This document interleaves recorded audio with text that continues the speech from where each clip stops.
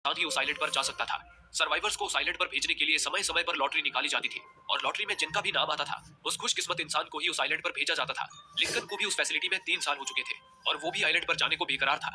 आज की सुबह एक बार फिर लॉटरी निकाली गई, लेकिन इस बार लॉटरी में स्टार्क मैथर नामक एक आदमी की किस्मत जागी थी, जबकि उसे फैसिलिटी में आए 6 महीने ही हुए थे और उसे अब आइलैंड भेजा जाने वाला था। लिंकन और उसके साथ मौजूद पुराने सर्वाइवर्स को यह जानकर बड़ी निराशा हुई।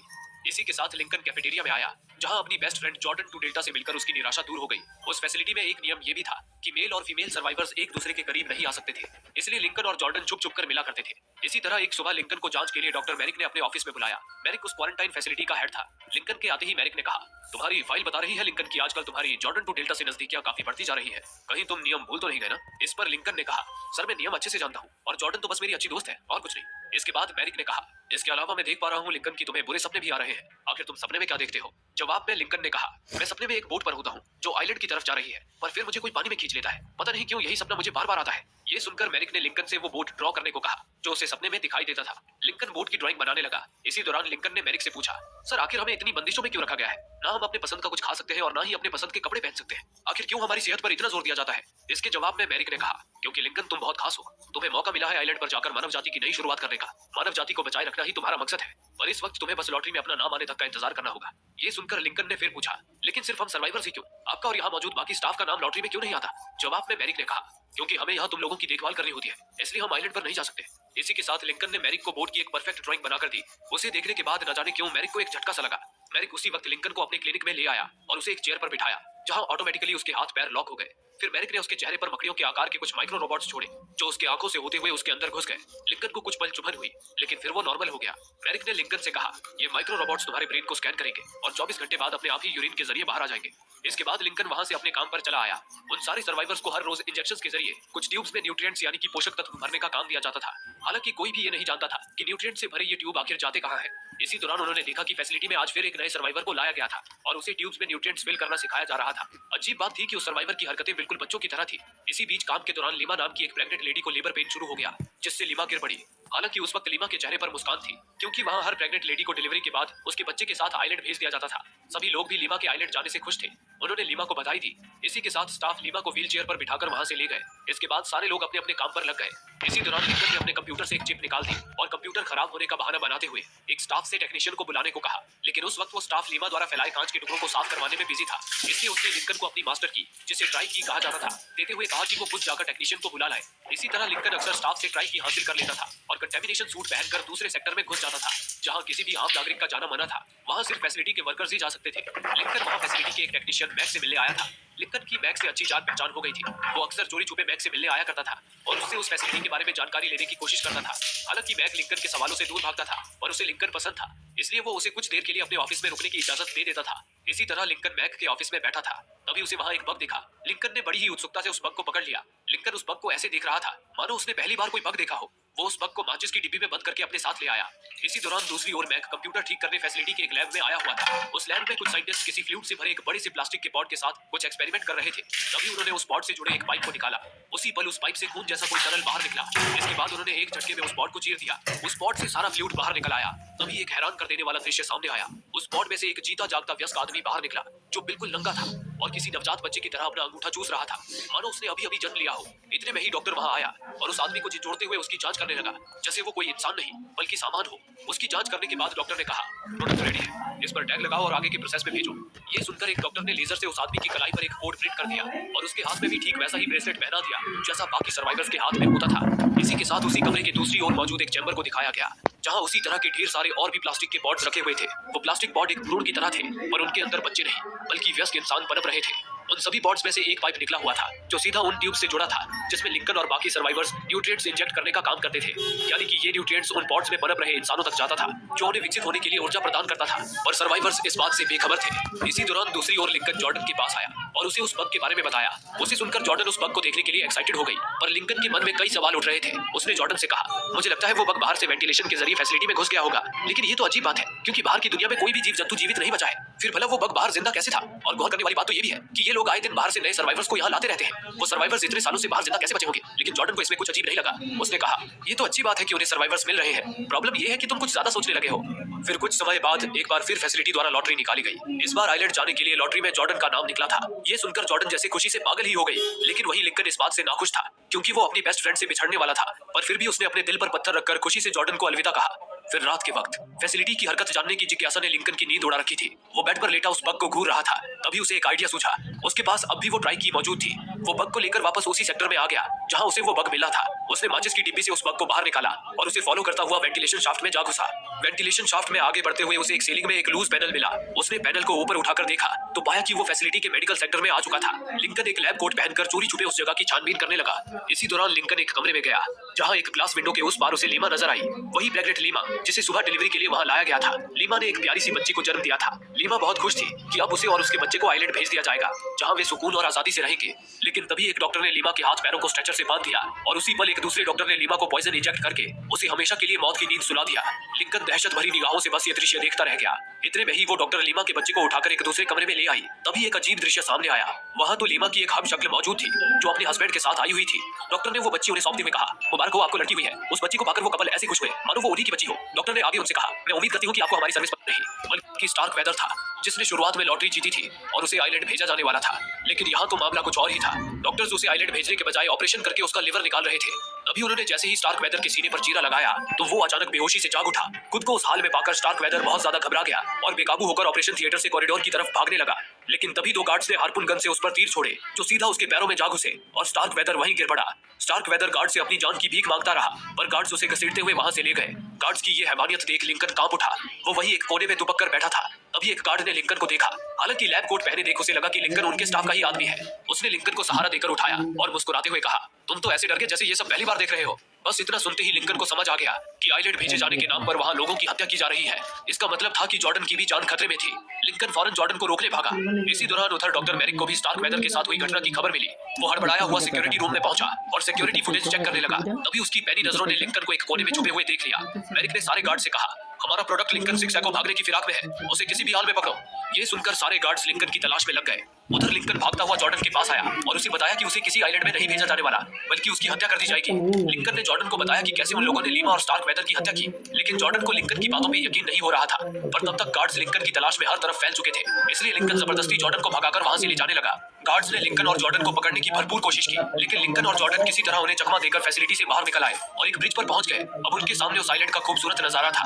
उन्हें पूरा यकीन था कि वो ब्रिज उन्हें आइलैंड तक ले जाएगी। लेकिन तभी वे लोग जब ब्रिज पर थोड़ा आगे गए तो अचानक आइलैंड का वो नजारा गायब ही हो गया।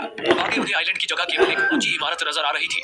दरअसल वहां केवल आइलैंड का होलोग्राफिक प्रोजेक्शन लगा हुआ था, जिससे फैसिलिटी में मौजूद लोगों को लगता था कि वो आइलैंड का नजारा देख रहे हैं, जबकि असल में तो वो आइलैंड बस एक झूठ था। लिंकन और जॉर्डन आगे बढ़ते रहे और आगे जाकर वे लोग एक सुरंग में आ गए। फिर जब वे लोग उस सुरंग से बाहर निकले तो वे एक सुनसान बीहड़ इलाके में थे, खुले आसमान के नीचे, जहाँ का वातावरण बिल्कुल साफ था। बाहर न कोई प्रदूषण फैला था और न ही कोई तबाही मची थी। तो अब सवाल आता है कि आखिर ये नकली क्वारंटीन जोन क्यों बनाया गया था और क्यों सर्वाइवर्स को आइलैंड भेजने का झांसा देकर उनकी हत्या की जा रही थी। दरअसल वे सारे सर्वाइवर्स कोई असली इंसान नहीं बल्कि असली इंसानों के क्लोन्स थे, जिन्हें उसी फैसिलिटी के लैब में बनाया गया था। इस प्रोजेक्ट की शुरुआत डॉक्टर मैरिक ने ही की थी और इस प्रोजेक्ट का मकसद था अमीर लोगों को लंबी उम्र देना। मैरिक की इस फैसिलिटी में कोई भी अमीर इंसान पैसे देकर अपना क्लोन बनवा सकता था। इसके लिए केवल उस इंसान के डीएनए सैंपल की जरूरत पड़ती थी। वे क्लोन्स भ्रूण जैसे एक पॉड में पनपते थे और क्लाइंट के एज के मुताबिक ही वयस्क रूप में ही जन्म लेते थे। क्लोन के जन्म लेने के बाद उनके दिमाग में ये मेमोरी इम्प्लांट कर दी जाती थी कि वे लोग क्वारंटीन जोन में है, क्योंकि बाहर की दुनिया प्रदूषित हो चुकी है, जिससे दुनिया के सारे जीव जंतु खत्म हो गए हैं और अब सिर्फ एक ही ऐसा आइलैंड बचा है जो इंसानों के रहने के लिए सुरक्षित है। जबकि असलियत तो ये थी कि जब भी मैरिक के किसी क्लाइंट को ऑर्गन ट्रांसप्लांट जैसे कि हार्ट, किडनी, लिवर या स्किन की भी जरूरत पड़ती थी, तब मैरिक के लोग लॉटरी निकालते थे और लॉटरी में उस क्लाइंट के क्लोन को ही आइलैंड भेजने के लिए चुनते थे। पर वे उस क्लोन को आइलैंड ले जाने के बहाने उसका चीर फाड़ करके उससे जरूरत के मुताबिक ऑर्गन निकाल लेते थे और अपने क्लाइंट को भेज देते थे। उसके बाद मैरिक उसका नामो निशान तक मिटा देता था। ऑर्गन्स निकालने के अलावा क्लोन्स का इस्तेमाल बच्चे पैदा करने के लिए भी किया जाता था। अमीर महिला बच्चे पैदा करने की पीड़ादायक अनुभव से बचने के लिए अपने क्लोन से ही बच्चे पैदा करवा लेती थी और फिर बच्चा होने के बाद उस क्लोन को भी मार दिया जाता था। हालांकि मैरिक ने अपने इस हैवानियत भरे काम को दुनिया से छुपा कर रखा था। मैरिक ने अपने क्लाइंट्स को यह भरोसा दिलाया था कि उनके क्लोन्स हमेशा निष्क्रिय अवस्था में रहते हैं। उनमें ना तो सोचने समझने की क्षमता है और ना ही वो चल फिर सकते हैं। वो बिल्कुल भी इंसान की तरह नहीं है। यही वजह थी कि बड़े बड़े लोग, यहाँ तक कि पॉलिटिशियंस भी मैरिक के इस बिजनेस में पैसे इन्वेस्ट करते थे। लेकिन हकीकत तो इससे बिल्कुल उलट थी और अगर ये हकीकत मैरिक के किसी क्लाइंट को पता चल जाती तो मैरिक का ये प्रोजेक्ट बंद हो सकता था। यही वजह थी कि मैरिक लिंकन और जॉर्डन के भाग जाने से इतना चिंतित था। मैरिक ने उसी वक्त एक फॉर्मर सोल्जर एल्बर्ट लॉरेंट को फैसिलिटी में बुलाया जो एक प्राइवेट सिक्योरिटी सर्विस चलाता था। मैरिक ने एल्बर्ट को लिंकन और जॉर्डन को किसी भी हाल में पकड़कर फैसिलिटी में वापस लाने का कॉन्ट्रैक्ट दिया। मैरिक ने एल्बर्ट से कहा, जॉर्डन की स्पॉन्सर सारा जॉर्डन एक कार एक्सीडेंट के बाद से ही कोमा में है। उसे 48 घंटे के भीतर कुछ जरूरी ऑर्गन ट्रांसप्लांट की जरूरत है, इसलिए मैं चाहता हूँ कि तुम जल्द से जल्द जॉर्डन को पकड़कर यहाँ ले आओ। ये सुनकर एल्बर्ट ने पूछा, आखिर तुम्हारे वो क्लोन्स कितने समझदार हैं? इस पर मैरिक ने बताया, हमारे किसी भी क्लोन्स को दुनिया की कोई समझ नहीं है। उनके पास बस उतनी ही जानकारी है जितनी उनकी मेमोरी में फीड की गई है। उनका दिमाग इस वक्त 15 साल के बच्चों जैसा है। हमने उन्हें ऐसा बनाया है कि वो हमसे कोई सवाल न करे। लेकिन हाल ही के दिनों में लिंकन के दिमाग में बहुत से सवाल उठने लगे थे, जो कि एक असाधारण बात है। हालांकि उसके दिमाग की जांच के लिए मैंने उसके अंदर माइक्रो रोबोट्स डाले थे। उसका नतीजा आना भी बाकी है। बिना नतीजे के हम लिंकन की समझदारी का अंदाजा नहीं लगा सकते। ये जानकारी लेने के बाद एल्बर्ट अपनी टीम को लेकर लिंकन और जॉर्डन की तलाश में निकल गया। उधर दूसरी ओर लिंकन और जॉर्डन भागते हुए सड़क तक आ पहुंचे थे। वे दोनों बाहर की दुनिया को देख काफी ज्यादा एक्साइटेड थे। तभी लिंकन को सड़क के किनारे एक साइन बोर्ड दिखा जिसमें रूट 39 लिखा हुआ था। लिंकन को वो कुछ जाना पहचाना लगा। उसने अपने जेब से वो माचिस की डिब्बी निकाली जिसमें उसने उस बग को पकड़ा था। वो माचिस की डिब्बी एसीज एंड स्पेड्स नाम के एक बार की थी और वो बार भी रूट 39 में ही था। वो माचिस की डिब्बी उस टेक्नीशियन मैक की थी, इसलिए लिंकन को यकीन था कि मैक उसे वहीं मिलेगा। इसलिए वो जॉर्डन को लेकर उस रास्ते चल दिया। कुछ देर बाद वे लोग उस बार में पहुंच गए। वहीं उन्हें मैक मिल गया। मैक को जब पता चला कि लिंकन और जॉर्डन फैसिलिटी से भाग आए हैं तो वो बहुत ज्यादा घबरा गया और उन्हें वहां से एक सुरक्षित जगह पर ले आया। इस बार मैक ने लिंकन और जॉर्डन को उनके सारे सवालों के जवाब दिए कि वे क्लोन्स हैं और उनका इस्तेमाल उनकी बॉडी से ऑर्गन्स निकालने के लिए किया जाता है। हकीकत जानकर लिंकन और जॉर्डन के आश्चर्य का ठिकाना न रहा। आगे जॉर्डन ने मैक से कहा, क्यों ना हम अपने स्पॉन्सर को ढूंढे और उन्हें बताएं कि हमारे साथ कितना अत्याचार हो रहा है। वो हमारी मदद जरूर करेंगे। लेकिन मैक ने उन्हें समझाया, देखो दोस्त, इस दुनिया में अगर किसी इंसान की जान पर मर आए तो वो जीने के लिए कुछ भी कर सकता है। इंसान तो जीने के लिए किसी दूसरे इंसान का भी ऑर्गन अपने अंदर ट्रांसप्लांट कराने को तैयार हो जाता है और तुम पर तो उन्होंने पैसे इन्वेस्ट किए हैं, इसलिए तुम्हारा ऑर्गन निकलवाने से पहले वो एक बार भी नहीं सोचेंगे। पर लिंकन ने कहा, हमारे पास इसके अलावा और कोई रास्ता नहीं है, इसलिए तुम्हें हमारी मदद करनी ही होगी। ये सुनकर मैक लिंकन और जॉर्डन की मदद करने को तैयार हो गया। मैक ने कंप्यूटर पर चेक करके लिंकन को बताया कि उसके स्पॉन्सर का नाम टॉम लिंकन है और वो लॉस एंजलिस में रहता है। ये बताकर मैक फौरन लिंकन और जॉर्डन को रेलवे स्टेशन छोड़ने जाने लगा।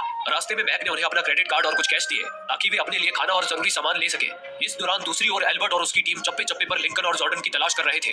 उधर लिंकन रेलवे स्टेशन पहुंचते ही टॉयलेट गया, जहां उसकी यूरिन के साथ वो माइक्रो रोबोट्स बाहर निकल आए जो मैरिक ने उसके अंदर डाले थे। तभी एल्बर्ट की टीम ने उन माइक्रो रोबोट्स को डिटेक्ट कर लिया और वे लोग भी रेलवे स्टेशन की ओर निकल पड़े। इस बात से बेखबर उधर मैक ने लिंकन और जॉर्डन को लॉस एंजलिस जाने वाली ट्रेन की टिकट देते हुए कहा, मैं बस तुम्हारा यही तक साथ दे सकता हूँ। लॉस एंजलिस जाकर तुम्हें अपने स्पॉन्सर का एड्रेस खुद ढूंढना होगा। लिंकन और जॉर्डन ने इस मदद के लिए मैक का शुक्रिया अदा किया। फिर मैक उनके लिए लॉस एंजलिस का मैप लाने चला गया। इसी दौरान उधर एल्बर्ट के साथी भेस बदलकर रेलवे स्टेशन में घुस आए और लिंकन और जॉर्डन को ढूंढने लगे। पर तभी मैक ने उनमें से एक आदमी को पहचान लिया और चिल्लाकर लिंकन और जॉर्डन को वहां से भागने को कहा। लेकिन एल्बर्ट के उस आदमी ने मैक को गोली से उड़ा दिया। ये देख लिंकन और जॉर्डन सन्न रह गए। एल्बर्ट की टीम मौत बनकर लिंकन और जॉर्डन के पीछे लग गई, पर लिंकन और जॉर्डन किसी तरह उन्हें चकमा देकर ट्रेन में चढ़ गए और लॉस एंजलिस की ओर रवाना हो गए। उधर एल्बर्ट और उसकी टीम को मैक की तहकीकात करते हुए पता चला कि मैक का क्रेडिट कार्ड गायब है, जबकि मैक ने कुछ देर पहले ही क्रेडिट कार्ड से ट्रेन टिकट लिया था। वे समझ गए कि जरूर मैक ने लिंकन और जॉर्डन को अपना क्रेडिट कार्ड दिया है। इसके बाद वे लोग भी लॉस एंजलिस की ओर रवाना हो गए। दूसरी ओर लिंकन और जॉर्डन जब लॉस एंजलिस पहुंचे तो शहर की चकाचौंध को देख आश्चर्य में पड़ गए। पर एल्बर्ट अपने साथियों के साथ उनसे पहले ही लॉस एंजलिस पहुंच चुका था और अपने टेक्नीशियन की मदद से स्ट्रीट्स पर लगे सीसीटीवी कैमरों के जरिए जॉर्डन और लिंकन की तलाश कर रहा था। तभी उनके कंप्यूटर ने लिंकन और जॉर्डन को लोकेट कर लिया। एल्बर्ट अपने साथियों के साथ उसी वक्त उस लोकेशन की ओर निकल गया, लेकिन एल्बर्ट की वहां पहुंचने से पहले ही पुलिस ने लिंकन और जॉर्डन को पकड़ लिया। दरअसल पुलिस समझ रही थी कि वे दोनों मैक का खून करके भाग रहे हैं। पुलिस लिंकन और जॉर्डन की बिना कोई बात सुने उन्हें अरेस्ट करके ले जाने लगी। ये देख एल्बर्ट की चिंता बढ़ गई, क्योंकि अगर पुलिस को पता चल जाता कि लिंकन और जॉर्डन क्लोन्स हैं, तो मैरिक के लिए मुसीबत खड़ी हो सकती थी। इसलिए एल्बर्ट अपने साथियों के साथ पुलिस की गाड़ी का पीछा करने लगा। उधर लिंकन पुलिस को बताने की कोशिश कर रहा था कि उसने मैक को नहीं मारा, बल्कि मैक तो उसका दोस्त था। पर पुलिस लिंकन की बात सुनने को तैयार नहीं थी। उन्होंने अपने कंप्यूटर पर लिंकन की इंफॉर्मेशन निकाली।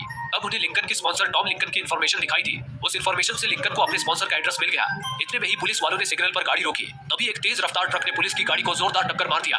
वो ट्रक एल्बर्ट की ही थी। खुशकिस्मती से उस टक्कर में लिंकन और जॉर्डन सही सलामत बच गए।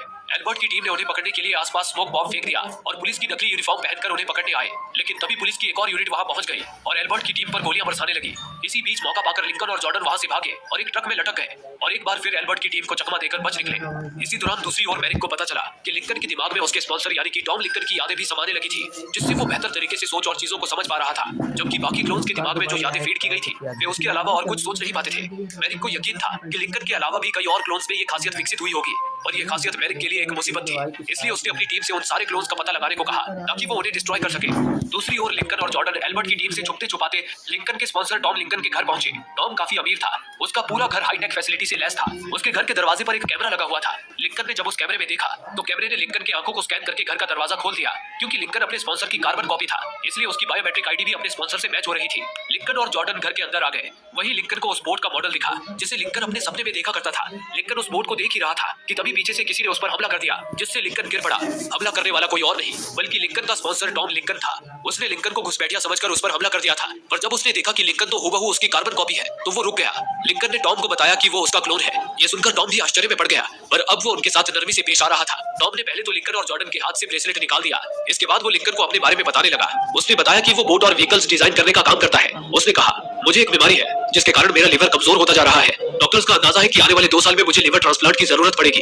इसलिए मैंने मैरिक के प्रोजेक्ट में पैसे इन्वेस्ट किए थे, पर मुझे नहीं पता था कि उसके पास मेरा जीता जागता क्लोन होगा। ये सुन लिंकन ने टॉम को टोकते हुए कहा, देखो कुछ लोग हैं जो हमारी जान के दुश्मन बने हुए हैं, इसलिए मैं यहाँ आया हूँ तुम्हारी मदद लेने। इसी दौरान लिंकन का ध्यान टीवी पर चल रहे न्यूज चैनल पर गया। लिंकन ने आगे कहा, मेरी बात सुनो, तुम मुझे बस न्यूज चैनल वालों के पास ले चलो। न्यूज तो सारी दुनिया देखती है। मैं न्यूज के जरिए दुनिया को बताऊंगा कि हमारी बेवजह हत्या की जा रही है। हम दोनों के अलावा वहाँ फैसिलिटी में और भी लोग हैं जिन्हें ये तक नहीं पता कि आइलैंड भेजने के बहाने उनकी हत्या कर दी जाएगी। प्लीज हमारी मदद करो। ये सुनकर टॉम ने पहले तो एक पल सोचा, लेकिन फिर वो उनकी मदद करने को राजी हो गया। उसने कहा, तुम लोग यही रुको, मैं तैयार होकर अभी आता हूँ। ये कहकर टॉम अपने कमरे में आ गया, लेकिन टॉम के दिमाग में तो कुछ और ही खिचड़ी पक रही थी। तभी उसने मैरिक की फैसिलिटी में कॉल कर दिया और उन्हें बता दिया कि उसका क्लोन इस वक्त उसके घर पर मौजूद है। ये बताने के बाद टॉम मुस्कुराता हुआ बाहर आया। तभी जॉर्डन ने टॉम की आंखों में देखकर उसकी झूठी मुस्कान को भांप लिया, क्योंकि जॉर्डन अक्सर लिंकन की भी आंखों में देखकर उसका झूठ पकड़ लेती थी। जॉर्डन ने लिंकन को बताया कि जरूर कुछ गड़बड़ है। उसे सुनकर लिंकन ने टॉम से कहा, अब जॉर्डन को नहीं ले जा रहे क्योंकि बाहर खतरा हो सकता है। इस पर टॉम को थोड़ी झिझक हुई, पर वो मान गया। फिर लिंकन टॉम के साथ जाने लगा। लिंकन ने टॉम से कहा कि उसे ड्राइविंग करने का अनुभव लेना है। ये कहकर वो कार ड्राइव करने लगा। लिंकन के दिमाग में टॉम की यादें थी, इसलिए उसे गाड़ी चलाना भी आता था। तभी लिंकन जब एक सिग्नल पर पहुंचा, तभी एल्बर्ट अपने साथियों के साथ वहां आ थमका। उसी पल टॉम ने लिंकन के सिर पर गन तान दी और कहा, माफ करना, पर मुझे जिंदा रहने के लिए तुम्हारे ऑर्गन्स की जरूरत है। लेकिन तभी लिंकन ने टॉम को घूसा मार दिया और फुल स्पीड में कार भगाने लगा, लेकिन उसने गाड़ी रॉन्ग लेन में घुसा दी। अब टॉम की डर के मारे हालत खराब होने लगी। इस दौरान एल्बर्ट भी अपनी टीम के साथ लगातार उनके पीछे लगा हुआ था। तभी उससे बचने के चक्कर में लिंकन ने एक गोदाम में गाड़ी घुसा दी और कार से उतरकर भागने लगा, लेकिन टॉम ने लिंकन को दबोच लिया और एक बार फिर उस पर अपनी गन तान दी। अब तो लिंकन का बच पाना नामुमकिन था, क्योंकि एल्बर्ट भी अपनी टीम के साथ वहां पहुंच चुका था। टॉम ने एल्बर्ट से कहा, गोली मत चलाना, मैंने इस क्लोन को पकड़ लिया है, मुझे इसकी जरूरत है। लेकिन एल्बर्ट तो उन दोनों को साथ में देखकर ही कंफ्यूज हो चुका था। उसे समझ नहीं आ रहा था कि कौन असली टॉम है और कौन क्लोन। इस बात का फायदा उठाते हुए लिंकन ने एल्बर्ट से कहा, देख क्या रहे हो, असली मैं हूँ, ये क्लोन है, उड़ा दो इसे। ये सुनकर टॉम भी सदमे में आ गया और एल्बर्ट को समझाने लगा कि वो असली टॉम है। तभी लिंकन ने बड़ी ही चालाकी से टॉम को अपना ब्रेसलेट पहना दिया। बस उसे देखते ही एल्बर्ट ने बिना एक पल सोचे टॉम को ही गोली से उड़ा दिया। लिंकन बाल बाल बच गया। अब एल्बर्ट लिंकन को ही टॉम समझ रहा था। उसने पूछा, उस क्लोन के साथ एक लड़की थी, जॉर्डन, वो कहाँ है? इस पर लिंकन ने कहा, वो लड़की दूसरे स्टेट जा चुकी है अपने स्पॉन्सर को ढूंढने। इसके बाद एल्बर्ट ने कहा, अब तुम सच्चाई जानते हो कि मैरिक ने क्लोन्स को बिल्कुल इंसानों की तरह बनाया है। मैरिक नहीं चाहते कि किसी को भी ये सच्चाई पता चले। कहीं तुमने किसी को ये बात बताई तो नहीं? इस पर लिंकन ने बिल्कुल टॉम के अंदाज में कहा, देखो इंसान अपने सर्वाइवल के लिए कुछ भी कर सकता है, मुझे फर्क नहीं पड़ता कि मेरे क्लोन के साथ क्या किया जाता है, मुझे तो बस अपनी जान प्यारी है। ये कहकर लिंकन वहां से निकल गया और सीधा टॉम के घर आ पहुंचा। लिंकन को सही सलामत देख जॉर्डन की भी जान में जान आ गई। वहीं दूसरी ओर एल्बर्ट ने मैरिक को लिंकन के मारे जाने की खबर दी, जिसे सुन मैरिक की भी खुशी का ठिकाना न रहा। उस वक्त तक मैरिक ने बाकी उन सारे क्लोन्स को भी लॉटरी के जरिए सिलेक्ट कर लिया था, जिनके दिमाग में उनके स्पॉन्सर की यादें समाई हुई थी। मैरिक ने उन्हें बताया कि इस बार उन सभी को एक साथ आइलैंड भेजा जाने वाला है, जिसे सुनकर वे सभी खुशी से झूम रहे थे, और उन्हें क्या पता था कि वे सब बेमौत मारे जाने वाले हैं। उधर लिंकन और जॉर्डन अब पूरी तरह आजाद थे। वो दोनों कहीं दूर जाकर जिंदगी की नई शुरुआत करने का प्लान कर रहे थे। इसी दौरान वहां मैरिक की फैसिलिटी से टॉम के लिए एक वीडियो मैसेज आया। मैसेज में एक डॉक्टर ने टॉम से कहा, सर हम आपको हुई परेशानी के लिए माफी चाहते हैं, हमें एक बार फिर आपका डीएनए सैंपल चाहिए, क्योंकि हम दोबारा आपके क्लोन को बनाने वाले हैं। आपकी जानकारी के लिए मैं बताना चाहता हूँ कि हमने उन सारे डिफेक्टेड क्लोन्स को ढूंढ निकाला है, जिनके दिमाग में अपने स्पॉन्सर की यादें समाई हुई थी। ये सुनकर लिंकन ने उस डॉक्टर से पूछा, तुम लोग उन क्लोन्स के साथ क्या करने वाले हो? इस पर डॉक्टर ने कहा, आप फिक्र मत कीजिए, हम उन्हें डिस्ट्रॉय कर देंगे। हम कुछ ही देर में आपको लाने के लिए हेलीकॉप्टर भेज रहे हैं। ये सुनकर लिंकन और जॉर्डन सोच में पड़ गए। वो अपने साथियों को मरने के लिए नहीं छोड़ सकते थे। लिंकन ने जॉर्डन से कहा, मैरिक ने क्लोन्स को आइलैंड का होलोग्राफिक प्रोजेक्शंस दिखाकर अब तक भ्रम में रखा है। अगर हम उस होलोग्राफिक ग्रिड को बंद कर दें तो हकीकत हमारे साथियों के सामने होगी और तब वे अपनी आजादी के लिए लड़ेंगे। मैंने फैसिलिटी से भागते वक्त होलोग्राफिक ग्रिड का कंट्रोल रूम देख लिया था, अब बस हमें किसी भी तरह वहां पहुंचना होगा। इस तरह एक प्लान के साथ लिंकन टॉम की तरह कपड़े पहनकर तैयार हो गया। कुछ देर बाद मैरिक की फैसिलिटी से एक हेलीकॉप्टर वहां आया, जिसमें बैठकर लिंकन अपने प्लान को अंजाम देने फैसिलिटी की ओर निकल पड़ा। लेकिन इसी दौरान उधर जॉर्डन कुछ देर के लिए घर से बाहर आ गई और बच्चों को आइसक्रीम बांटती हुई उनके साथ समय बिताने लगी। लेकिन तभी उसने मैक के दिए क्रेडिट कार्ड से पेमेंट करने की गलती कर दी। इससे एल्बर्ट को जॉर्डन की लोकेशन पता चल गई और वे लोग उसी वक्त वहां आ थमके। उन्होंने जॉर्डन को धर दबोचा और उसे पकड़कर फैसिलिटी में ले आए। इस दौरान जॉर्डन की आंखों में आंसू और चेहरे पर मायूसी थी। उसे देख एक पल को एल्बर्ट भी मायूस सा हो गया। इधर एक और जॉर्डन के ऑर्गन्स निकालने एक गार्ड उसे ऑपरेशन थिएटर में लेकर गया, तो वहीं दूसरी ओर एक डॉक्टर लिंकन का डीएनए सैंपल लेने उसे अपनी लैब में ले आया। तभी लिंकन ने मौका मिलते ही डॉक्टर को मारकर बेहोश कर दिया।